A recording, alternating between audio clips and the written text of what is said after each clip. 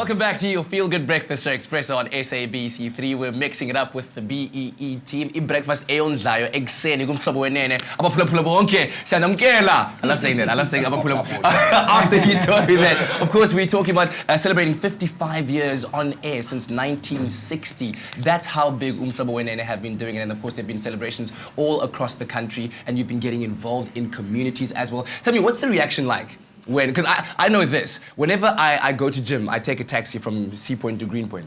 And after people have seen Umhlobo Wenene on the show, they go absolutely mental over the fact that I just met you, and they lose it, absolutely. So what is it like for you when you interact with the fans? It's been awesome. Particularly the fact that, we're talking about taxis, the Umhlobo Wenene car that we spoke about earlier on was also a minibus, like a taxi. So we had our own taxis sort of going around communities, and the brand presence in the communities was amazing. Yeah. The good thing is, we also have our live OB's minivan or taxi. And supporters were taking pictures with that one as well. And some were branding their own combis and sending pictures in for the competition. Wow. That's wonderful. But most importantly, you know, balancing that up with our CSI, our 67 minutes was awesome. During the Grahamstown Arts Festival, we went to Joza Township in Grahamstown, and we executed another of those 67 minutes where we went to a place of abandoned children and orphans and gave away blankets and all of that. And it was amazing. It's always good when presenters come and meet communities, meet children and all of that. Yeah, this is true. I mean, and it's wonderful to see the impact that you have on the community out there. About going to communities, I remember we also did a car wash. Yeah, we also did a car wash where we took off our fancy clothes and we were overalls and we were washing. I was about to say, you took off your shirts and it must have been a sight for sore eyes. But listen, we do want to highlight some very, very sad news that we received very recently. The passing of Phumzile Nteyi, a traditional Maskandi dancer. And of course, we send our condolences to the family of Mr. Nteyi. But I understand that you also, on you had a search, a talent search for your own Maskandi dancer. Actually, I think condolences to the Maskandi music industry, again hit by another sad death. On Umhlobo, the best presenter of Maskandi music on South African radio ever, who's been winning awards, I think no less than 25 awards with Sabam Biklana during the past few months, also passed away tragically.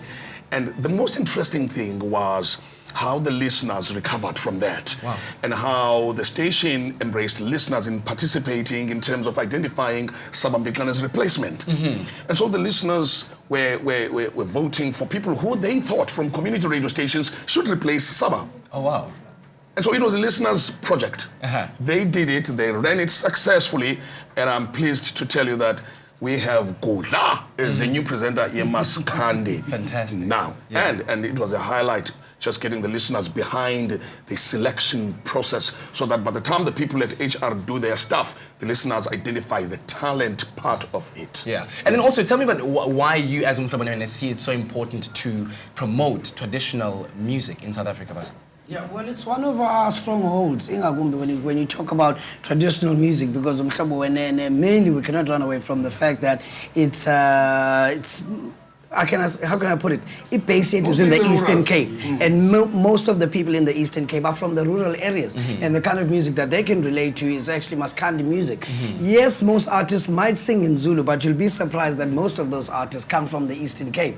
So, you know, as Umhlobo Wenene and being a station that's culturally rooted, I think it's done wonders for us. I mean, even the Saturday show where they play Maskandi music has listenership more than 1 million. Wow. So that means we are doing something right, and hence we have to make sure that whatever happens in the Maskandi industry or in the music fraternity, we always have to show support for that kind of music. We're not only appealing to listeners in rural areas, also in the urban areas. Go to Kalanga, Kukuletu, and I'm telling you, people, they enjoy Maskandi. I mean, that Saturday show, Love Vutibai, one of the top shows.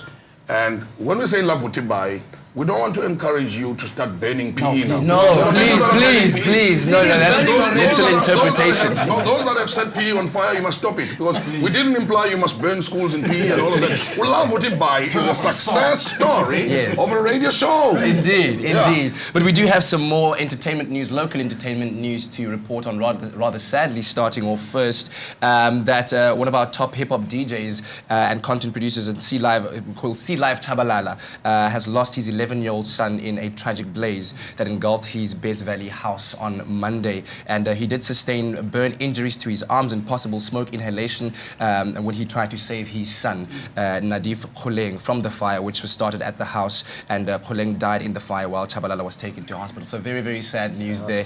And we send our condolences over to the family. And of course, messages also were pouring in support from the likes of Bonang Mateba, DJ Black Coffee, everyone in the industry that obviously knew him very personally. So we send our condolences to the family. And then very bizarrely, gentlemen, do you guys know Sean Penn? Yeah. Sean Penn, the gentleman who was betrothed to, and then it's not happening anymore. But anyway, so Sean Penn apparently is looking for a one-day-old baby.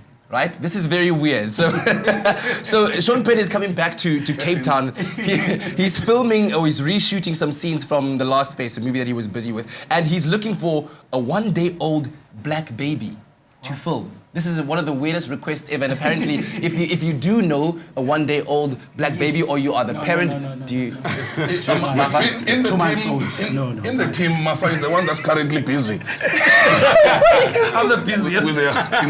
Okay, well, Mafa, if you are busy, you could be earning yourself up to 1,000 in production.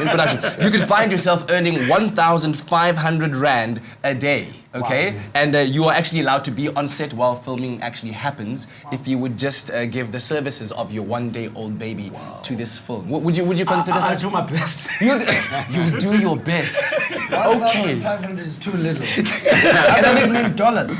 No, 1,000 not in dollars. 500 rand, 1,500 rand. Yeah. And the weird thing is that in the United States, he's not even allowed to do that, because in the United States, you're not allowed to film a baby in any kind of production who's younger than 15 days.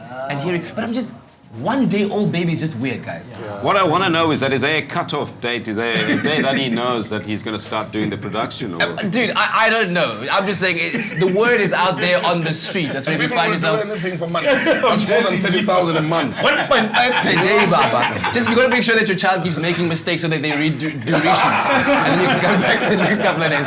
But right now, listen, we're talking about a very, very important campaign called Blisters for Bread, and we have the Honorable Musi Maimane in studio. Over to you, Lana.